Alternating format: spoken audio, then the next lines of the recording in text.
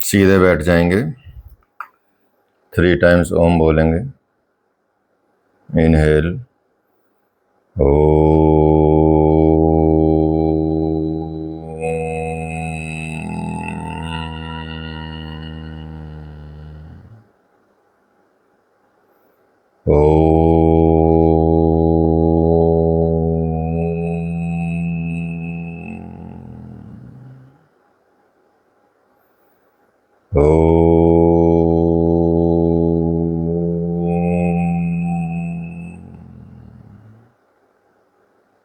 relax, gently open your eyes.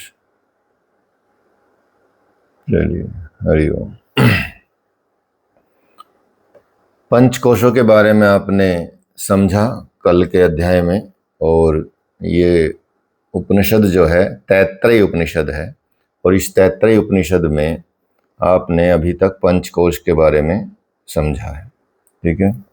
और पंचकोश में आपने समझा कि पहला कोश क्या है, अन्नमय कोश है। जो शरीर है हमारा, ये जो शरीर है, ये ही एक तरह से अन्नमय कोश इसको माना जाता है, ठीक है। पृथ्वी, जल, आकाश, वायु, अग्नि, मतलब ये जो 5 महाभूत है, इससे बना होता है। लेकिन ये कोश जो है सबसे निचला कोश माना जाता है। बाकी और जो 4 कोश हैं वो इससे ऊपर के कोश हैं। तो इसलिए इसमें आप देखेंगे अन्नमय कोश से ऊपर सारे कोश आते हैं, लेकिन अन्नमय कोश के भीतर ही आप प्राणमय कोश को पाएंगे। और जैसे अन्नमय कोश या अन्नमय 5 महाभूतों से बना है, वैसे ही प्राणमय कोश किससे बना है? तो उपनिषदों में लिखा गया है कि प्राणमय कोश की रचना प्राण तत्व से हुई है।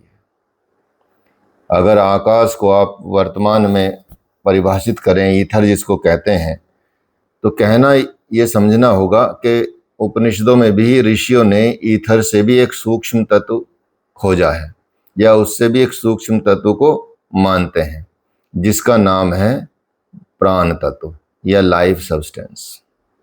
और इसलिए ईथर की तरह ही प्राण तत्व भी एक तरह से पूरे विश्व में व्याप्त हो रहा है। वो हर जगह है, हर स्थान पर है।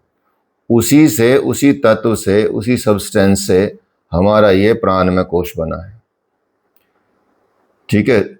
जैसे स्वर्ण में कहते हैं किसी को स्वर्ण में, कोई चीज स्वर्ण में है कि भाई ये स्वर्ण में है, इसका मतलब क्या हुआ? वो स्वर्ण से बना है। कास्ट में कहेंगे किसी को कि भाई ये कास्ट में है, ये टेबल जो है कास्ट से बनी है, तो वो कास्ट से बना है, अर्थात लकड़ी से बना है। इसी तरह से जब हम प्राण में कहते हैं तो वो प्राण से बना होता है। अथर्ववेद में भी प्राण को ऐसा ही एक तत्व माना गया है, और तभी ये कहा जाता है या ते प्राण प्रिया तनु। इस प्राण तत्व का स्रोत किसको माना जाता है? सूर्य को माना जाता है। प्रश्न उपनिषद में भी आपने पढ़ा है कि आदित्यो है वह प्राण है। प्राण तत्व में सूक्ष्म रूप से एक और तत्व विद्यमान होता है जिसे कहते हैं मनस तत्व। जैसे अन्न में एक तत्व होता है प्राण में तत्व, इसी तरह से प्राण में तत्व में एक सूक्ष्म तत्व होता है जिसे कहते हैं मनस तत्व। ये भी प्राण से सूक्ष्म होता है और ये भी सब जगह व्याप्त होता है, और प्राण की तरह ही ये एक तत्व है, एक सब्सटेंस है। इसलिए वैशेषिक दर्शन में भी ये बात कही गई है कि पृथ्वी तेजो वायु आकाशो कालो दिगात्मा मनासी द्रव्यानि। इस सूत्र में यह बताया गया है कि मन को द्रव्य सब्सटेंस मानना है, या मन को द्रव्य माना गया है, क्योंकि मनस तत्व प्रकृति के जो अन्य तत्व हैं उनकी तरह सूक्ष्म है और ये सभी जगह पर व्याप्त हैं। इसलिए मन की गति शब्द से भी प्रबल होती है। मन की गति शब्द की गति से भी बहुत प्रबल होती है। इसलिए उपनिषदों में ये विचार किया गया, इस विचार को बताया कि ईथर की तरह जैसे प्राण और मनस भी है, ऐसा ये तत्व माना गया है, ठीक है। तो प्राण क्या है, जो लाइफ है, मतलब फॉरेनर्स भी इसको मानते हैं इस तत्व को, कि प्राण जो है लाइफ है, वो विश्व में व्याप रहा है, विश्व में है पूरा कंप्लीट, और मन या माइंड उससे विकसित हुआ है। आत्मा जो है मन से भी अधिक विकसित है, आत्मा और विकसित है। ठीक है, जैसे भगवत गीता में भी बताया गया है कि ये शरीर है, शरीर से सूक्ष्म प्राण है, उससे सूक्ष्म मन है, मन से सूक्ष्म, जैसे इंद्रियां हैं, इंद्रियों से सूक्ष्म हमारा मन है, मन से सूक्ष्म हमारी बुद्धि है, बुद्धि से सूक्ष्म हमारा ये है, और सबसे सूक्ष्म आत्मा है। तो ऐसे इसको माना जाता है, तो इसलिए उससे विकसित हुआ है। तो आत्मा जो है, इस जो स्पिरिट है, मन से भी अधिक विकसित है, और ये सब जगह विद्यमान है। इन तीनों जगह जो ऊपर जिक्र कराए हैं उनमें भी ये विद्यमान है। तो उपनिषदों की परिभाषा में पृथ्वी, अग्नि, तेज, वायु, आकाश, मतलब आकाश, ये आप देखेंगे तो प्रकृति के 5 तत्व हैं, और ये 5 केवल तत्व नहीं है, बल्कि आकाश से भी सूक्ष्म प्राण तत्व इसमें विद्यमान रहता है, जिससे प्राण में कोश बनता है। तो प्राण से सूक्ष्म तत्व मनस तत्व होता है, जिससे क्या बनता है, मनोमय कोश बनता है। तो मनस से सूक्ष्म भी एक और तत्व है, जिसको विज्ञान तत्व कहते हैं। इस तत्व से क्या बनता है, विज्ञान में कोश बनता है। और विज्ञान से सूक्ष्म भी एक और तत्व है, जिसको आनंद तत्व बोलते हैं। उस तत्व से आनंद में कोश बनता है। तो इस तरह से सांख्य में प्रकृति का जो विकास क्रम दिया गया है सांख्य योग में, उनके साथ इनका समन्वय स्पष्ट हो जाता है। यहाँ सत्व, रज और तम प्रकृति में आप देखेंगे साम्यावस्था को बोलते हैं प्रकृति में। यही अपनी एक रूप में आनंद तत्व की अवस्था होती है। इसमें कोई मतलब द्वेष नहीं होता, कोई राग नहीं होता, कोई इस तरह की भावनाएं नहीं होती। तो एक संतुलित स्थिति रहती है, बैलेंस स्थिति रहती है। तो सत्व, रज, तम की साम्यावस्था ही आनंद तत्व बताई गई है, तो जिससे आनंद में कोश बना है। तो ये प्रकृति से कैसे ये महान हो सकता है, या महान हुआ, या ये महत तत्व ही विज्ञान तत्व माना जाता है, जिससे विज्ञान में कोश बना है। महत से अहंकार हुआ है, और ये अहंकार तत्व ही मनस तत्व बनता है, जिससे मनो में कोश बन हुआ है। अहंकार से पंच तन्मात्राएं हुई, ये पंच तन्मात्राएं ही प्राण में तत्व हैं, प्राण तत्व हैं, जिनसे प्राण में कोश बना है। और पंच तन्मात्राओं से स्थूल 5 महाभूत हुए हैं, और ये 5 महाभूत ही अन्न तत्व हैं, जिनसे अन्न में कोश बना है। तो इसको रिवर्स ले लें या सीधा ले लें, तो इन 5 कोशों का अपना अपना एक लेवल है, एक प्लेन है, एक लोक है। ये 5 कोश मतलब 5 लोक हैं। तो अन्नमय कोश से इस भूलोक में व्यवहार हो सकता है, अन्य लोकों में नहीं। अर्थात इस शरीर से, इस कोश से हमारा जो व्यवहार होगा इस संसार में होगा, भूलोक में होगा। प्राणमय कोश से जो हमारा व्यवहार होगा वो भू लोक में होगा, प्राण लोक में होगा, उसमें व्यवहार होगा। मनोमय कोश से हमारा जो व्यवहार होगा वो प्लेन मतलब स्वर्ग लोक में होगा, वहाँ स्वर्ग लोक में व्यवहार होगा। तो ये सब लोक, ये सब क्रम जो हैं लोकों में पाए जाते हैं। और इसी उपनिषद में भी जो भृगुवल्ली में बताया गया है कि मनुष्य अपने कोशों से जिस जिस लोक में व्यवहार करता है उसी को ब्रह्म समझने लगता है। असल में ब्रह्म इन सब लोकों से ऊपर है, परे है। तो इतना समझ लेना चाहिए कि ये जो कोश हैं ये हमारे अलग अलग लेवल के कोश हैं। जैसे अब ये स्वर्ग की बात की गई है, जैसे मनोमय कोश है, स्वर्ग की बात की गई है, तो मनोमय शरीर ही स्वर्ग जाता है, या मनोमय शरीर को ही जो भी प्रताड़नाएं लिखी गई हैं शास्त्रों में कि ये करा जाएगा, उसमें डाला जाएगा, कढ़ाई में डाला जाएगा, ये करा जाएगा, भाले चुभो जाएंगे, वो फिजिकल बॉडी तो जाती नहीं है, तो कहाँ भाले चुभाए जाएंगे। वो मनोमय शरीर ही रहता है, उसी को तो सुख दुख होता है। मनोमय मन को ही तो आपको सुख दुख होगा। तो इसलिए जो उसका विषय है उसी को वो उस विषय के आधार पर दंड दिए जाते हैं, तो ऐसा माना जाता है। तो इसलिए यहाँ पे आप देखेंगे ये आपका ब्रह्मानंद वल्ली का आपका 5वां अनुवाक कल पूरा हो गया था, इसी को थोड़ा रिवीजन किया है। अब 6ठा अनुवाक चलते हैं।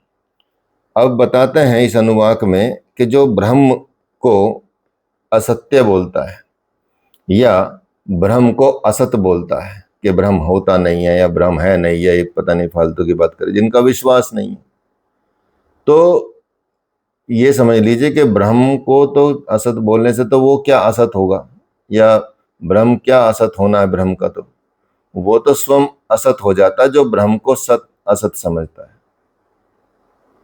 ठीक है, तो वो ब्रह्म की सत्ता से स्वयं जो अगर ऐसा रहता है तो सत्ता, सारी सत्ता जो है वो उसी से होती है। आनंद में कोश का वही आत्मा कहा जाता है जो विज्ञान में कोश का है। तो इसलिए जब आप देखेंगे जो ब्रह्म को असत कहता है वो स्वयं असत हो जाता है, जो ब्रह्म को सत समझता है वह ब्रह्म की सत्ता से स्वयं सत हो जाता है। इसलिए जब सत्ता उसी से है, आनंद में कोश की भी वही आत्मा है जो विज्ञान में कोश की है, जो बाकी कोश की है, तो जो भी बात कही गई है उसे समझ लेने के बाद जब आप देखेंगे तो कुछ प्रश्न हैं जो रह जाते हैं, जैसे ये मरने के बाद अविद्वान ब्रह्मलोक को प्राप्त होता है या नहीं, या यह प्रश्न कि मरने के बाद विद्वान ब्रह्मलोक को प्राप्त होता है या नहीं। इन प्रश्नों का उत्तर कोशों को समझ लेने के बाद स्वयं मिल जाता है। यदि आप ये कोश समझ लें, ठीक है, अपने सारे कोश समझ लें, तो सबसे बड़ा तो यही है कि संसार की रचना कैसे हुई। तो संसार की रचना शुरू में भी आपने देखा, जब हिरण्य में पुरुष की रचना हुई तो ईशन किया, ईश्वर ने ईशन किया अर्थात ईक्षण किया। ईक्षण का मतलब कामना की। तो ऋषियों ने उत्तर दिया इसका कि सब संसार की रचना कैसे हुई। संसार की रचना के प्रश्न में उत्तर दिया ऋषियों ने कि उसने कामना की। क्या कामना की? एकम बहुश्यामी, भगवद गीता में भी सेम बात कही गई है। क्या कामना की? मैं एक से अनेक हो जाऊं, प्रजनित हो जाऊं। उसने फिर तप किया और तप करने के बाद सृष्टि की रचना की, और सृष्टि रचना करने का मतलब है क्रिया, एक्टिविटी का प्रारंभ होना शुरू हुआ।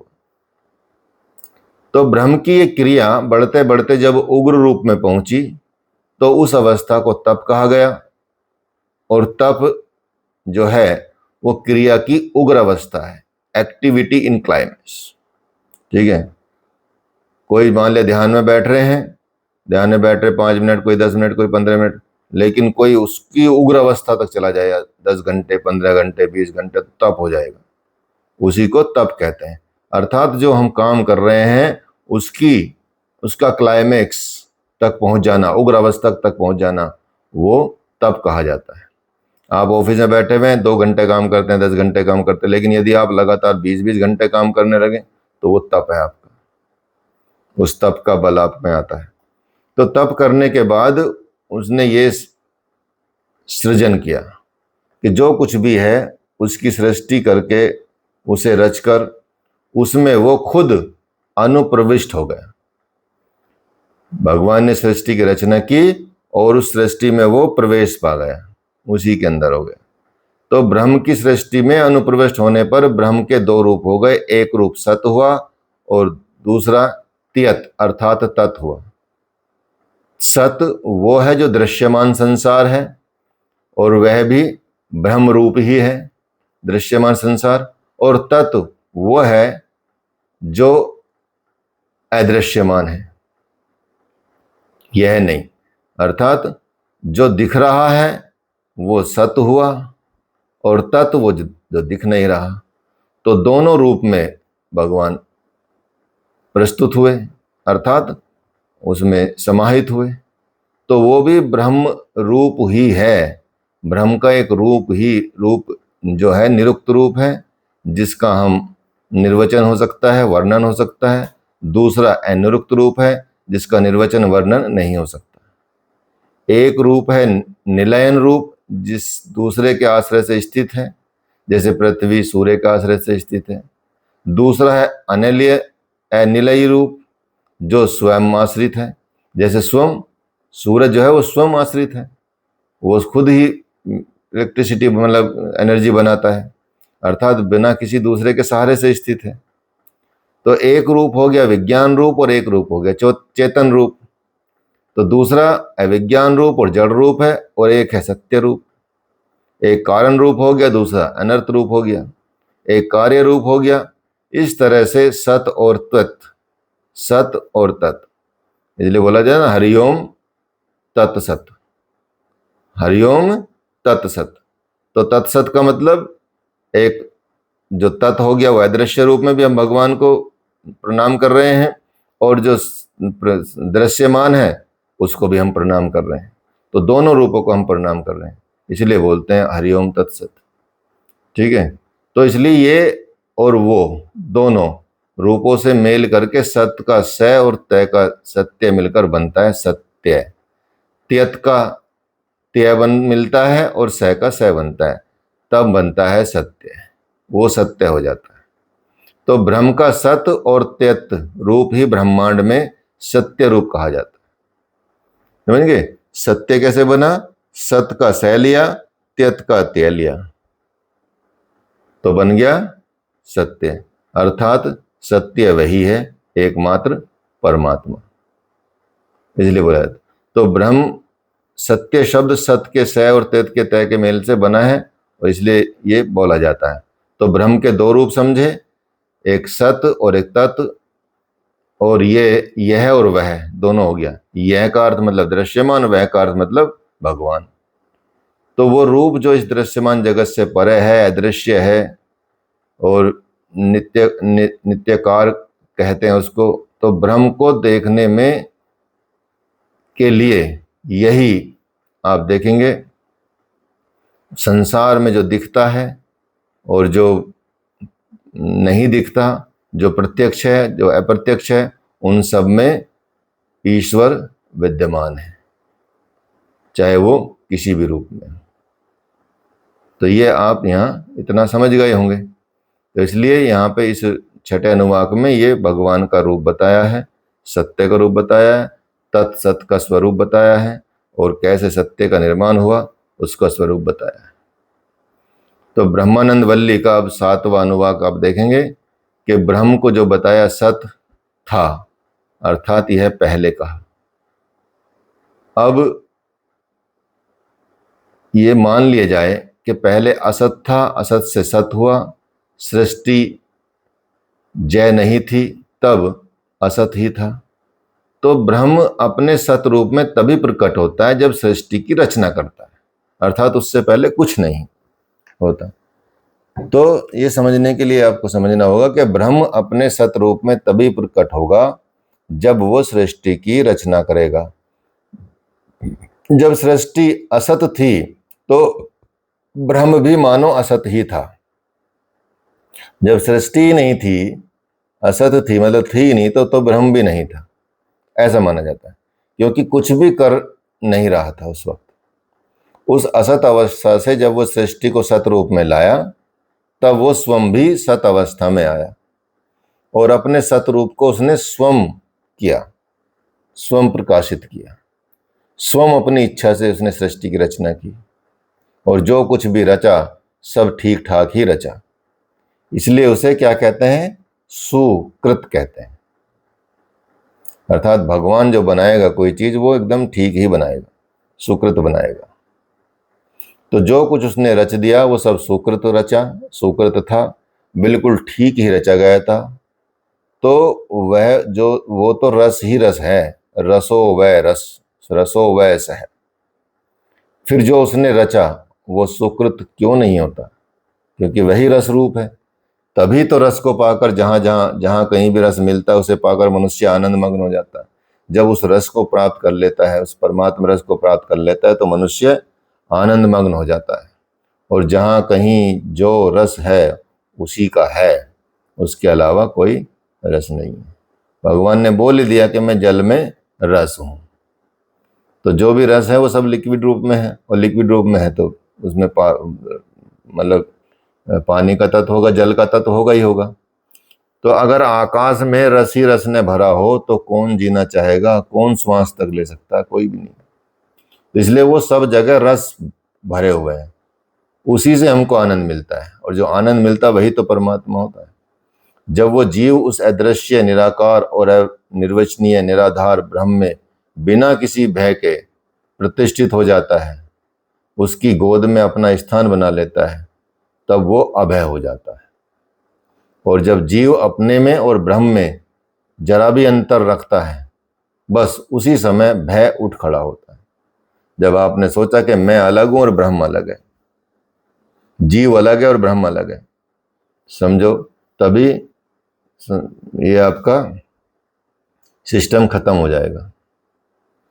जैसे कहा जाता है कि लहर ढूंढे नीर को, लहर ढूंढे नीर को और कपड़ा ढूंढे सूत, लहर ढूंढे नीर को, कपड़ा ढूंढे सूत, और जीव ढूंढे ब्रह्म को, तीनों ऊत के पूत।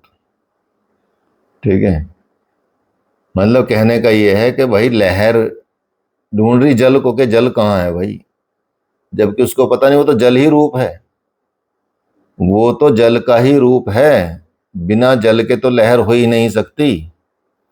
इसी तरह से कपड़ा सूत ढूंढ रहा है तो बिना सूत के तो कपड़ा हो ही नहीं सकता।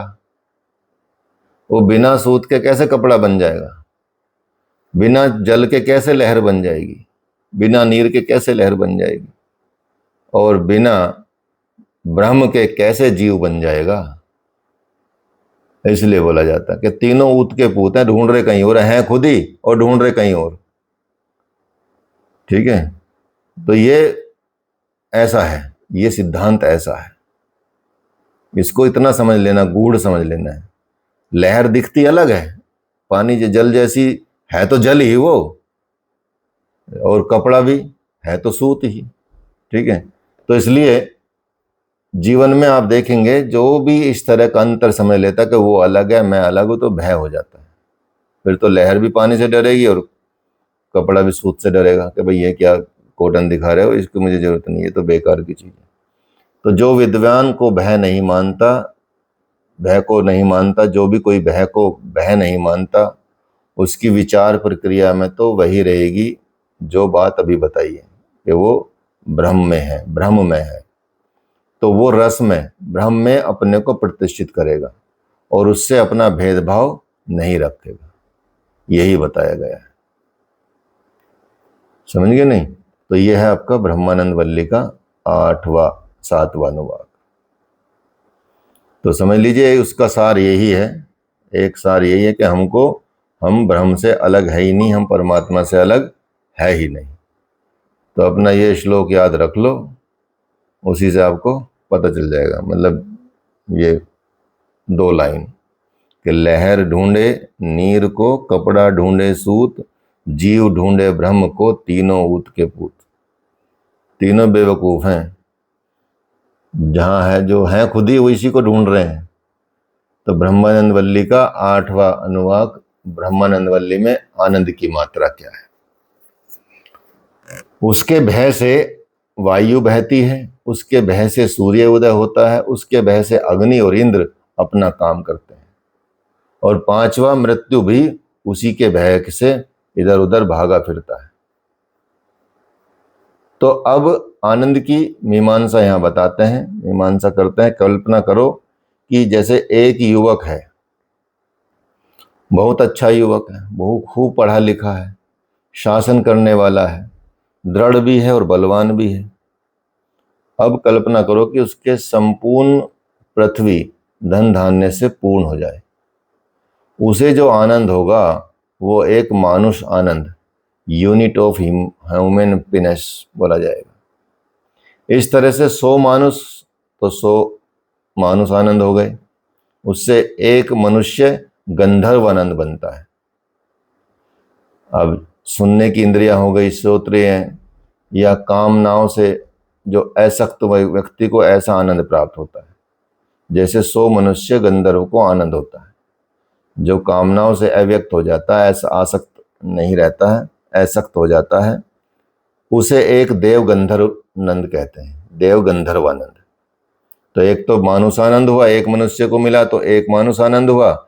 ऐसे 100 मनुष्यों का आनंद जोड़ लीजिए, एक मनुष्य का आनंद तो एक मानुषानंद।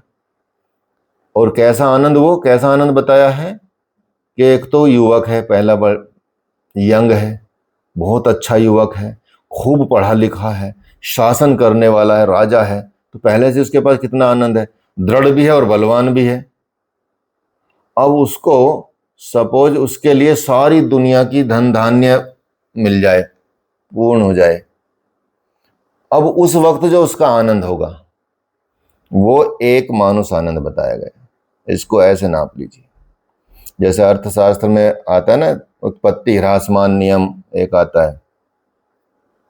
उत्पत्ति ह्रासमान नियम में ये बोला जाता कि भाई हमारे आनंद में ह्रास होने लगता है और उसको काउंट किया जाता है। जैसे मान लिया कोई गोलगप्पे खाने गया, उसको बहुत पसंद है गोलगप्पे, और गोलगप्पे खाने से उसको क्या मिलता है, तुष्टि गुण मिलता है, आनंद मिलता है, ठीक है। तो उसने पहला गोलगप्पा खाया तो ये सिद्धांत होता है कि पहला गोलगप्पा खाया तो उसका आनंद बहुत चरम लेवल पे लगा कि हाँ रे बड़ा बहुत बढ़िया गोलगप्पा खाया। अब उसकी भूख और बढ़ गई और चाहा उसने कि यार अब दूसरा गोलगप्पा खाएं। तो पहले गोलगप्पे से यदि उसको 20 वो मिला, 20 तुष्टि गुण मिले, तो जब उसने दूसरा खाया तो उसको हो सकता 22 तुष्टि गुण मिल जाए, वो इतना आनंदित हो जाए। लेकिन तीसरे गोलगप्पे में उसको उतना आनंद नहीं मिलेगा, तीसरे गोलगप्पे में उसका आनंद धीरे से कम हो जाएगा, वो 18 पहुंच जाएगा। चौथा खाया तो 16 पहुंच जाएगा, पांचवा खाया तो 10 पहुंच जाएगा, छठा खाया तो 6-7 पहुंच जाएगा, सातवां खाया तो और 2 हो जाएगा, 0 पे आ जाएगा। तो ये बताया जाएगा एक समझदार उपभोक्ता अपने पैसों को यदि आनंद में काउंट करता है तो उसको वहीं रोक देना चाहिए, लाभ में ही रोक देना चाहिए। यदि और खाएगा तो पैसा तो जाएगा ही जाएगा, उल्टी और हो जाएगी, नुकसान हो जाएगा, पेट खराब हो जाएगा। तो इसी तरह से वो आनंद की सीमा नापी गई कि भाई पहले गोलगप्पे से कितना आनंद आया, ठीक है। ये आप पढ़ेंगे, इकोनॉमिक्स में लिखा है सब, ठीक है। तो आप देखेंगे कि वो स्थिति यहाँ बताई गई है कि इतना बढ़िया मनुष्य है, युवक है, यंग है, पूरा जीवन जी रहा है, शासन भी कर रहा है, दृढ़ भी है, बलवान भी है, और अब कल्पना कर लो कि उसको पूरी पृथ्वी का धन धान्य मिल जाए, पूर्ण हो जाए, तो उसको कैसा आनंद होगा, कैसा आनंद मिलेगा उसको, ठीक है। तो एक सेकंड होल्ड करना। तो उस आनंद को बताया गया एक मानुष आनंद। अब सोच लो, अब इस तरह के 100 मानुष आनंद इकट्ठे कर लो, 100 मानुष आनंद, तो 100 मानुष आनंद को बताया गया एक मनुष्य गंधर्व आनंद, ठीक है। उस तरह के आनंद को इकट्ठा कर लो, सोच लो, कल्पना कर लो। अब जब उसकी जो उनसे असक्त, कामनाओं से जब असक्त हो जाता है व्यक्ति, ठीक है, अर्थात उसमें नहीं रहता, तो एक आनंद प्राप्त होता है। जो 100 मनुष्य गंधर्व का आनंद जो है उससे एक देव गंधर्व आनंद बनता है, अर्थात 100 मनुष्य गंधर्व आनंद से एक बनता है देव गंधर्व आनंद। अब श्रोत्रिय होगी और कामनाओं से असक्त व्यक्ति को ऐसा आनंद प्राप्त होता है, 100 देव गंधर्व का जो आनंद होता है। अब जो व्यक्ति कामनाओं को त्याग दिया जिसने, और सुनने वाली इंद्रियों से जो सुनता है उससे आनंद बाहर से लेता है, उसको त्याग दिया, तो उसको प्राप्त हुआ कैसा आनंद, 100 देव गंधर्व वाला आनंद प्राप्त हुआ, उससे इतना आनंद प्राप्त होता है। और वो चिरकाल तक लोकांतरों पर विजय प्राप्त करने वाले अपने एल्डर्स में पितरों का एक आनंद है। श्रोत्र और कामनाओं से असक्त व्यक्ति को ऐसा आनंद प्राप्त होता है। जो लोकांतरों पर विजय पाने के लिए 100 पितरों का आनंद है, वो अजानज देवों का जन्म से ही दिव्य गुण वाले व्यक्तियों का एक आनंद माना जाता है। तो इस तरह से अलग अलग आनंद की पराकाष्ठा बताई गई है। श्रोत्रिय कामनाओं से ऐसे व्यक्ति को जो ऐसा आनंद प्राप्त होता है वो 100 अजानज देवों का आनंद है। अब वो कर्म से देवत्व प्राप्त जो हुए देवता हैं उनका भी एक आनंद है। कर्म से देवता बन गए हैं और देवताओं का एक आनंद है। ऐसे व्यक्ति कर्म से दिव्य गुणों को प्राप्त कर लेते हैं। और जो इंद्रियों और कामनाओं से आसक्त हो जाता है व्यक्ति, ऐसा आनंद 100 कर्म देवताओं का जो आनंद है वो प्राप्त करता है। अर्थात ये बताया गया है इसमें कि आनंद की पराकाष्ठा कितनी जा रही है, और सिर्फ इसी चीज से आपके इंद्रियों और कामनाओं पे यदि अनासक्त हो जाएं आप, तो वो देवों का एक आनंद बन जाता है। ऐसी जो इंद्रियां और कामनाओं के आसक्त व्यक्ति को ऐसा आनंद प्राप्त होता है, वो 100 देवों का जो आनंद है, 100 देवों का आनंद बनता है एक इंद्र का आनंद। और यदि वो आसक्त व्यक्ति को इतना आनंद प्राप्त होता है कि वो 100 इंद्रों के आनंद के बराबर होता है। और 100 इंद्र के आनंद के बराबर होता है एक बृहस्पति का आनंद। और 100 बृहस्पतियों के आनंद के बराबर एक होता है प्रजापति का आनंद। और 100 प्रजापतियों के आनंद के बराबर होता है ब्रह्म का आनंद। वो है ब्रह्मानंद, वो है ब्रह्मानंद। तो जो कामनाओं और अपने इंद्रियों पर से अनासक्त हो जाता है, वो व्यक्ति को ये ब्रह्मानंद प्राप्त होता है। आप सोच लीजिए आनंद की पराकाष्ठा कितनी है। मतलब उसकी पराकाष्ठा कितनी है आप सोच नहीं सकते। ठीक है, इसका एक हम बना भी देंगे, एक पूरा लिस्ट बना देंगे, वो भेज देंगे, आप खुद भी बना लेना वीडियो देख के कि कहाँ से शुरू हुआ आनंद, कौन से आनंद से कौन सा आनंद बढ़ा, और कौन ऐसे आनंद जो रहेंगे वो। लेकिन उससे पहले वो कहानी सुनानी जरूरी है, वो बताना, कामना करना जरूरी है, वो बताना जरूरी कि भाई एक व्यक्ति इतना संपन्न है, इतना ये है, वो सारी चीजें हैं, उसके पास सारा दुनिया का संसार आ जाए तो उसको एक मनुष्य आनंद प्राप्त होता है। ठीक है, और यदि ऐसे 100 आनंद को जोड़ लिया जाए तो एक मनुष्य गंधर्व आनंद प्राप्त होता है। ऐसे 100 गंधर्व आनंद को जोड़ लिया जाए तो फिर एक ऐसा देव आनंद प्राप्त होता है। तो इस तरह से आप देखेंगे कि आनंद की पराकाष्ठा होती जा रही है, आनंद की पराकाष्ठा होती जा रही है। उस पराकाष्ठा में आप देखेंगे जो कामनाएं हैं वो यदि हम त्याग देते हैं तो उस आनंद की पराकाष्ठा तक हम पहुंच जाते हैं, जिसको हम ब्रह्मानंद कहते हैं। तो पुरुष में जो है और आदित्य में जो है वो एक ही है। जो ये जान लेता है वो इस लोक से मरकर अन्नमय कोश को छोड़कर आगे निकल जाता है, और प्राणमय कोश को छोड़कर भी आगे निकल जाता है, मनोमय कोश को छोड़कर भी आगे निकल जाता है, यहाँ तक कि विज्ञानमय कोश और आनंदमय कोश को छोड़कर भी आगे निकल जाता है। ये आप आनंद की अवस्था देख सकते हैं और सिचुएशन देख सकते हैं। ठीक है, तो अब आता है ब्रह्मानंद वल्ली का 9वां अनुवाक। तो ये आपने अनुवाक समझा, सुना। अब चलते हैं अगले अनुवाक में। तो ये बड़ी गूढ़ता से सब चीजें बताई जा रही हैं, इसलिए ब्रह्मानंद बताया ना, ये वल्ली ब्रह्मानंद वल्ली। तो अब समझ गए होंगे ब्रह्मानंद क्या होता है, ब्रह्मानंद का लेवल क्या होता है, उस आनंद का क्या लेवल होता है, परमानंद का लेवल क्या होता है। ठीक है, तो अब बताते हैं कि वाणी जहां से लौट आती है, मन जिसे प्राप्त नहीं कर सकता, उस आनंद रूप ब्रह्म को जो जान लेता वह कभी भयभीत नहीं होता। ना वाणी वहां से वापस लौट आती है, मन इसको प्राप्त ही नहीं कर सकता, तो वो उसको यदि हम जान लेते हैं तो वो कभी भी भयभीत नहीं होता। और जो इस प्रकार के आनंद रूप ब्रह्म को जानता है उसे कभी भी संताप नहीं होता, कोई पश्चाताप नहीं होता, या पछतावा नहीं होता, या कोई दुख नहीं होता। किसी को ये संताप होता है कि मैंने ठीक नहीं किया, किसी को ये होता है कि मैंने पाप किया, ये दोनों संताप उसे नहीं होते जो ब्रह्मानंद में लीन हो जाता है। और जिस किसी भी की भी आंख इन दो बातों की तरफ खुल जाती है कि मैंने ठीक नहीं किया या मैंने पाप किया, और इन दोनों बातों पर जो विचार करने लगता है उसका आत्मा बलवान हो जाता है। और ये दोनों विचार आत्मा को बलवान बना देते हैं। जो ये बात जान जाता है वह उपनिषद के रहस्य को समझ लेता है। तो यहाँ तक आपका ये ब्रह्मानंद वल्ली कंप्लीट हुई। ठीक है, ब्रह्मानंद वल्ली कंप्लीट हो गई। ठीक है, होल्ड कीजिएगा एक सेकेंड। तो भृगुवल्ली अगला चैप्टर है आपका, अगला अध्याय है भृगुवल्ली। भृगुवल्ली का ये प्रथम अनुवाक है। तैत्तरीय उपनिषद में भृगुवल्ली का ये आप समझेंगे।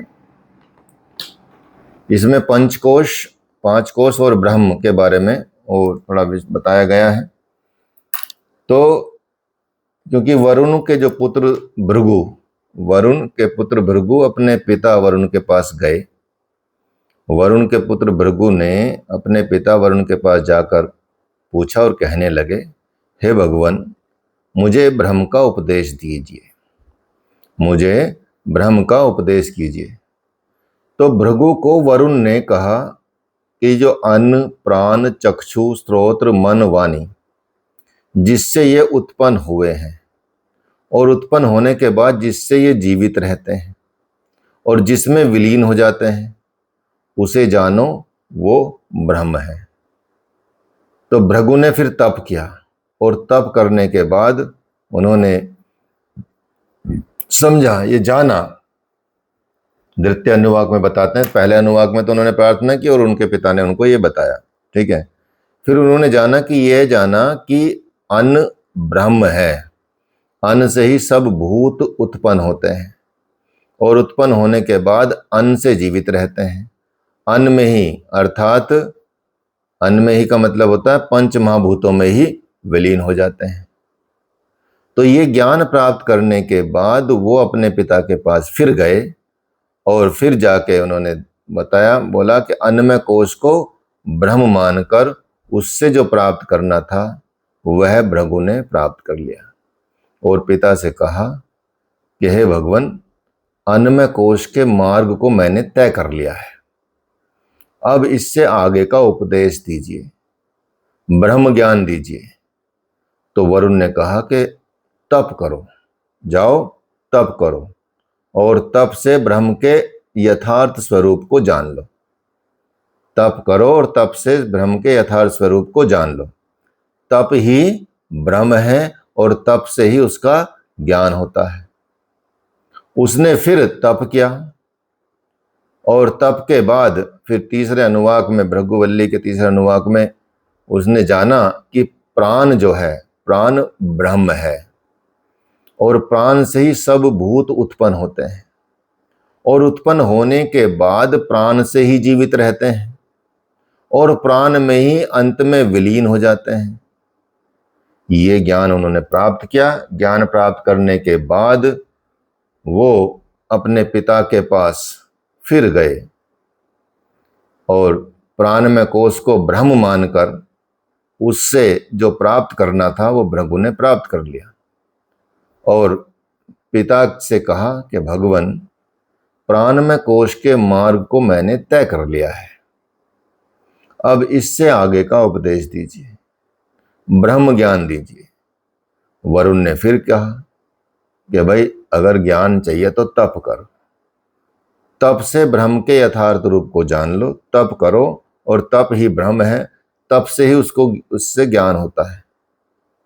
उसने फिर तप किया और तप करने के बाद चतुर्थ अनुवाक में बोले, उसने जाना, भृगु ने, कि मन ब्रह्म है और मन से ही सब भूत उत्पन्न होते हैं और उत्पन्न होने के बाद मन से ही जीवित रहते हैं और मन में ही अंत में विलीन हो जाते हैं। ये ज्ञान प्राप्त करने के बाद वो अपने पिता के पास फिर गए, मनोमय कोश को ब्रह्म मानकर उससे जो प्राप्त करना था वो भृगु ने प्राप्त कर लिया और पिता से कहा, भगवान, मनोमय कोश के मार्ग को तो मैंने तय कर लिया है, अब मुझे इससे आगे का उपदेश दीजिए, ब्रह्म ज्ञान दीजिए। वरुण ने कहा, तप करो और तप से ब्रह्म के यथार्थ रूप को जानो। तप ही ब्रह्म है और तप से ही उसका ज्ञान होता है। उसने फिर तप किया। भृगु ने फिर तप किया और तप करने के बाद उन्होंने जाना, 5वें अनुवाक में बताया है कि उन्होंने जाना कि विज्ञान ब्रह्म है। विज्ञान से ही सब भूत उत्पन्न होते हैं और उत्पन्न होने के बाद विज्ञान से ही जीवित रहते हैं और विज्ञान में ही अंत में विलीन हो जाते हैं। वो ज्ञान प्राप्त करने के बाद अपने पिता के पास फिर गए और विज्ञान में कोश को ब्रह्म मानकर उससे जो प्राप्त करना था वो भृगु ने प्राप्त कर लिया और पिता से कहा, भगवान, विज्ञान में कोश के मार्ग को मैंने तो तय कर लिया है, अब इससे आगे का उपदेश दीजिए, तो फिर ब्रह्म ज्ञान दीजिए। तो वरुण ने कहा, तप करो और तप से ब्रह्म के यथार्थ रूप को जानो।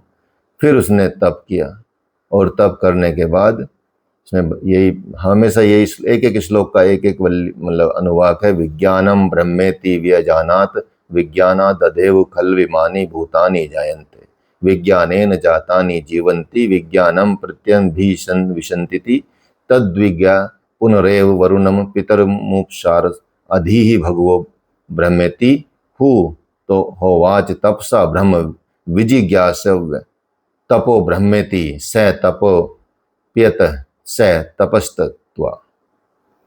उन्होंने बोला 6ठे अनुवाक में, उसने जाना कि आनंद ब्रह्म है, आनंद से ही सब भूत उत्पन्न होते हैं और उत्पन्न होने के बाद आनंद से ही जीवित रहते हैं और आनंद में ही अंत में विलीन हो जाते हैं।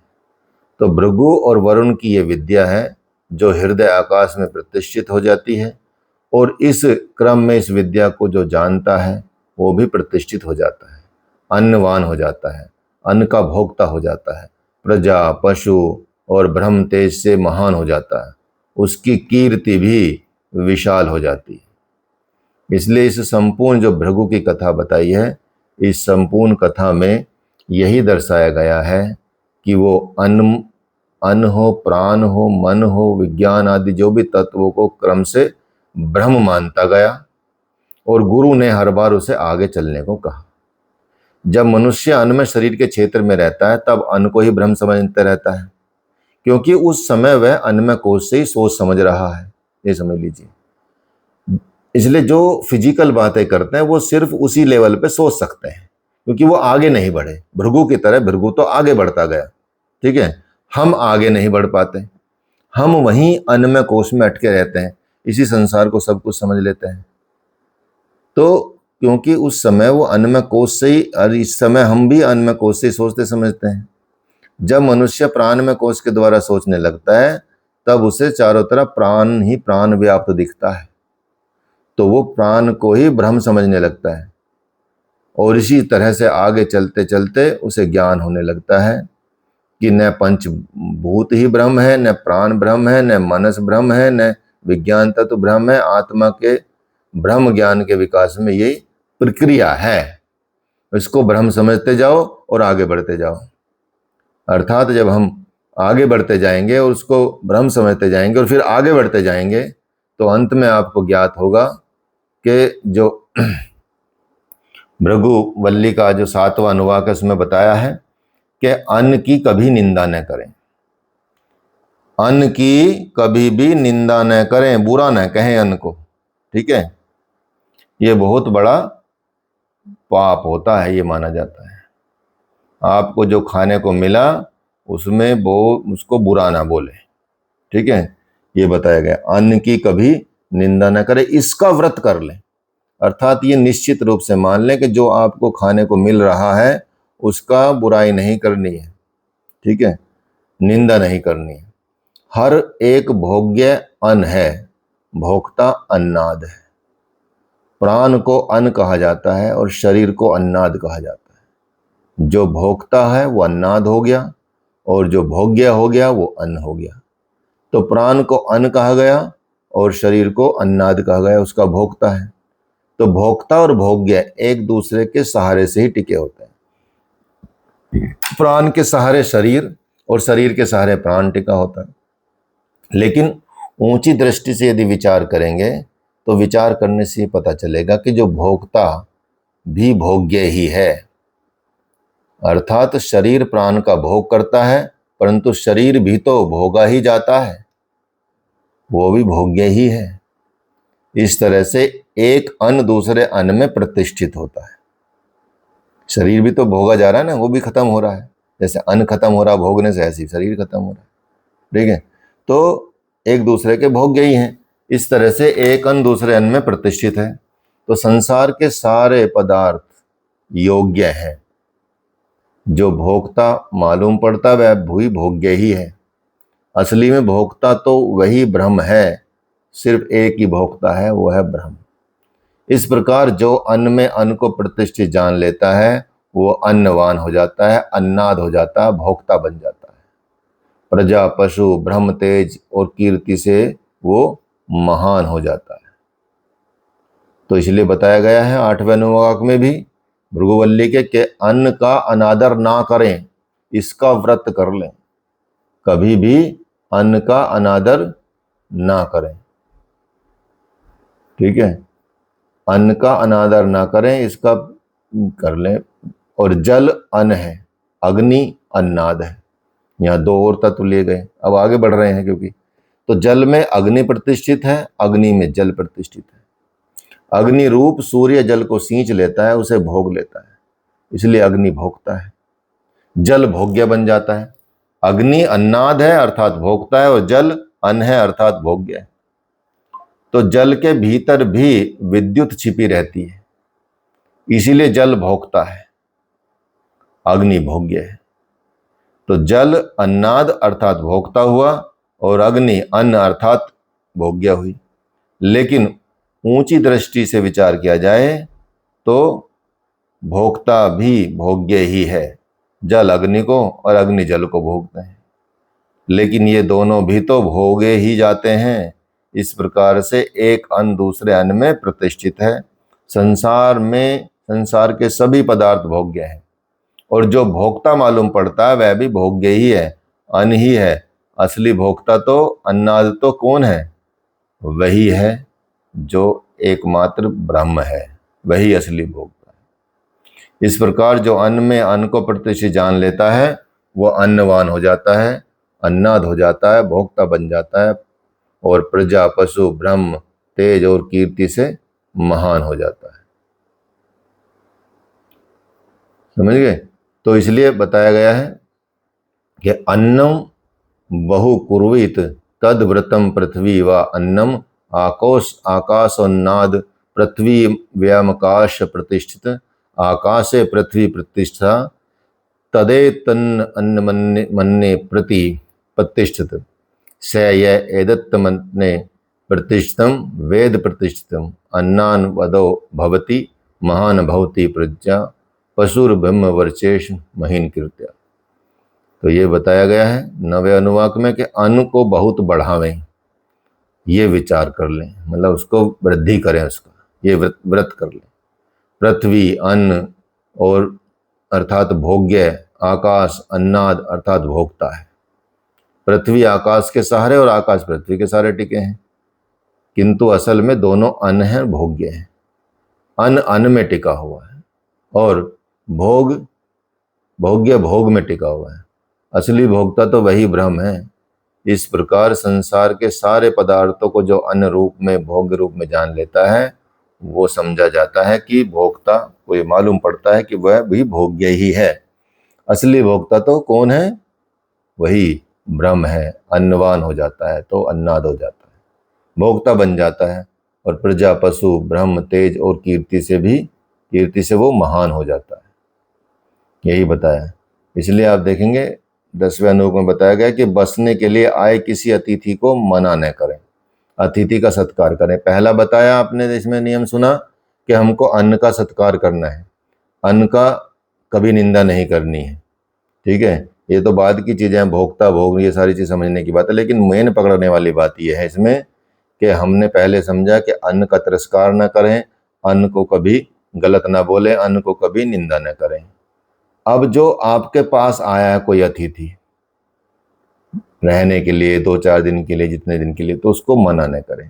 ये नियम बांध लें, ये व्रत कर लें इस बात का। इसलिए जिस किस विधि से पुष्कल अन्न प्राप्त करें, जो भोजन तैयार किया जाता है अतिथि के लिए ही किया जाता है, ऐसा कहा जाता है। तैयार किए भोजन का जो मुख का ऊपर का भोजन है वह इसी के लिए पकाया जाता है, और पात्र का मध्य का भोजन भी इसी के लिए पकाया जाता है, और पात्र का अंत का नीचे का भोजन भी वह भी अतिथि के लिए ही पकाया जाता है। ठीक है, तो जो ये जानकर अतिथि की सेवा करता है कि भैया ये खाना उन्हीं के लिए बन रहा है, बचेंगे तो खा लेंगे या हम कुछ और बना लेंगे। ठीक है, तो ये जानकर जो अतिथि की सेवा करता है उसकी वाणी में क्षेम होता है, प्राण अपान में योग क्षेम होता है, अर्थात उस भगवान उसकी रक्षा करता है। हाथों में उसके कर्म शक्ति रहती है, पांवों में उसके गति रहती है। ठीक है, आयु में विमुक्ति रहती है। मनुष्यों के लिए शास्त्र ही यह आज्ञा है कि स्वार्थ का जीवन न व्यतीत करें, परमार्थ का जीवन व्यतीत करें। जो परमार्थ भावना से जीवन बिताता है वो जीवन पर्यंत क्रियाशील रहता है, उसके सब अंग अंत तक ठीक ठाक काम करते हैं, अंत तक। तो इस भावनाओं से जब आप काम करेंगे तो इसलिए ऐसे व्यक्ति को कई दिव्य गुण प्राप्त हो जाते हैं। उसके लिए वृष्टि तृप्ति कारक होती है, विद्युत बल देने वाली होती है, पशु यश बढ़ाने वाले होते हैं, नक्षत्र ज्योतिषमान होते हैं, विषय पुत्र पौत्र तथा अमृत आनंद देने वाले होते हैं। उसे इस आकाश में सब प्राप्त हो जाता है। तो आप सोचिए कि सिर्फ छोटी छोटी बातों से ही हमारा कितना जीवन सुधर सकता है। अथ दैवी तृप्तिरिति वृष्टो बलमिति विद्युति यश इति पशु ज्योतिरिति नक्षत्र प्रजापतिर्मृतानंद इत्युपश्ये सर्वमित्याकाशे। आप सोचिए, तो जो ये समझकर ब्रह्म को उपासना करता है वो सब जगह वही प्रतिष्ठित है, वही प्रतिष्ठावान हो जाता है, और ब्रह्म के मह रूप की उपासना से महान हो जाता है, मन रूप की उपासना से मानवान हो जाता है, नम रूप की उपासना से सब कामनाएं उसके सम्मुख नमन करने लगती है, ब्रह्म रूप की उपासना से ब्रह्मवान हो जाता है, और ब्रह्म के परिमर रूप की उपासना से चारों तरफ उसके सब शत्रु फिनिश हो जाते हैं, मर जाते हैं। तो पुरुष में जो है, जो आदित्य में है, जो मनुष्य में है, जो आदित्य में, वो एक ही तत्व है। जो ये जान लेता है, जो ये समझ लेता है, वो मरकर भी अन्न में, प्राण में, मनो में, विज्ञान में, इन सब आनंदमय कोशों को लांघ कर कामनाओं के लोकों में निष्काम रूपी होकर विचरने लगता है, और प्रसन्नता से साम गान करने लगता है, साम वेदीय गान करने लगता है, और कहने लगता है अहो अहो अहो, मैं अब तक अन्न था, अन्न था, अन्न था, भोग्य बना हुआ था, भोग्य बना हुआ था, भोग्य बना हुआ था। अब मैं यथार्थ स्वरूप को जान गया हूं, अब मैं अन्नाद हो गया हूं, अर्थात भोक्ता हो गया हूं। अन्नाद हूं, अन्नाद हूं, अन्नाद हूं, अर्थात भोक्ता हूं, भोक्ता हूं। और मैं अपनी कीर्ति को स्वयं बनाने वाला हूं, कीर्ति को स्वयं बनाने वाला बन गया हूं। मृत स्वरूप ब्रह्म की तरह की सबसे प्रथम उत्पन्न होने वाली विभूति हूं, और मैं इंद्रियों से भी पूर्व हूं, मैं अमृत की नाभि हूं, मैं अमृत स्वरूप हूं। जो मुझे देता चला आया वही मेरी रक्षा करेगा। अर्थात अब तक मैंने अपने को अन्न ही माने रखा, भोग्य ही माने रहा, लेकिन अब मैं समझ गया, क्योंकि ब्रह्म को जान गया हूं, अब मैं इतना अपने स्वरूप में आ गया हूं कि भोक्ता को भी खा जाऊं, भोक्ता का भी भोक्ता बन जाऊं। मैं संसार के विषयों में पड़ा हुआ इनमें इतना उलझ गया कि इनका भोग करते करते इनसे ही भोगा जाने लगा। ठीक है, अपने को ही भोगवाने लगा। अब मैं निष्काम होकर, अब मुझे कोई नहीं भोग सकता, अब मैं सिर्फ निष्काम होकर कामना के लोकों में विचरता रहता हूं। अब मैं भोक्ता बनकर विश्व भुवन को इस प्रकार अभिभूत कर दूंगा, सूर्य और अपनी ज्योति से नक्षत्र को अभिभूत कर देता है।